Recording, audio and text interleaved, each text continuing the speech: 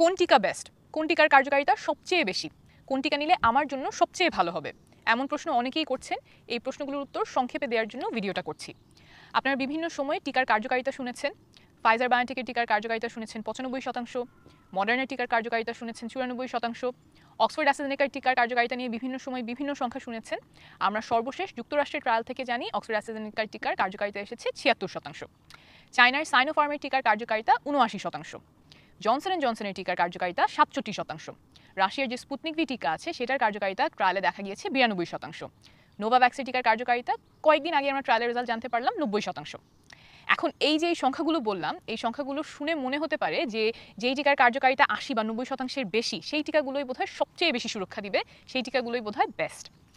কিন্তু এই সংখ্যাগুলো দেখে এখনও বলা যাবে না যে কোন টিকা কোনটার চেয়ে, যে একটা টিকা আরেকটা টিকার চেয়ে ভালো কাজ করে। এটা আমি সান্ত্বনা দেওয়ার জন্য বলছি না, যারা বিজ্ঞান বোঝেন তারা সবাই বলবেন যে এই সংখ্যাগুলো দেখে বোঝা যাবে না, বলা যাবে না যে একটা টিকা আরেকটা টিকার চেয়ে ভালো। কেন বলছি বুঝিয়ে বলি। এই যে এই সংখ্যাগুলো আমরা বলছি সেগুলো ট্রায়াল থেকে নেওয়া হয়েছে। এই ট্রায়ালগুলো করেছে বিভিন্ন কোম্পানি।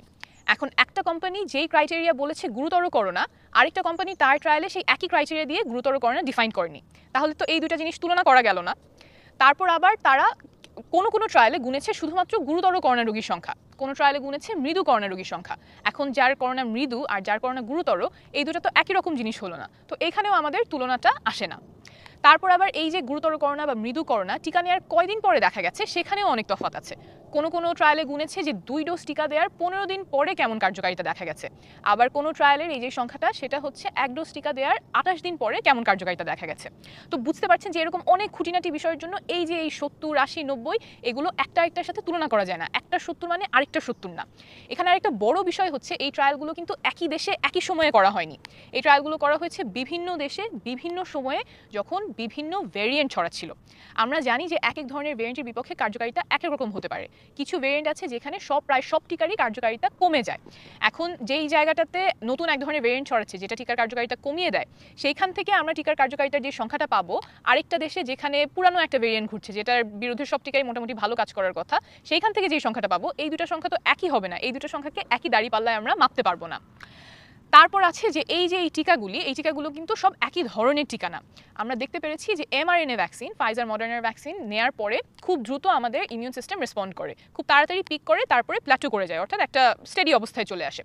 অন্যদিকে ভাইরাল ভেক্টর ভ্যাকসিন যেমন অক্সফোর্ড অ্যাস্ট্রাজেনেকা ভ্যাকসিন, টিকা দেওয়ার পরে আস্তে আস্তে ইমিউনিটি বাড়ছে এবং অনেক সময় ধরে আমাদের রোগ প্রতিরোধ ব্যবস্থা বাড়তে থাকে, অর্থাৎ ইমিউনিটি বাড়তে থাকে। তারপরে এই যে এই টিকাগুলো অ্যান্টিবডি কতটুকু তৈরি করে, আমাদের T cell, B cell, memory cell, কোন টিকা কতটুকু জেনারেট করে, এগুলোর মধ্যেও পার্থক্য আছে। তো এখন এরকম এই বিজ্ঞানের অনেক খুঁটিনাটি বিষয়ের জন্য এখন যে এই সংখ্যাগুলো আমরা দেখছি ট্রায়ালের সংখ্যা, সেখান থেকে বলা সম্ভব না যে একটা টিকা আরেকটা টিকার চেয়ে ভালো, অথবা এই টিকার কার্যকারিতা কম, ওই টিকার কার্যকারিতা বেশি, সুরক্ষা বেশি দিবে, কম দিবে। এখন মনে হতে পারে যে এটা কি আমরা কখনোই জানবো না যে এই 6-7টা টিকার মধ্যে কোন টিকা সবচেয়ে ভালো কাজ করে। সময়ের সাথে সাথে আমরা জানতে পারবো।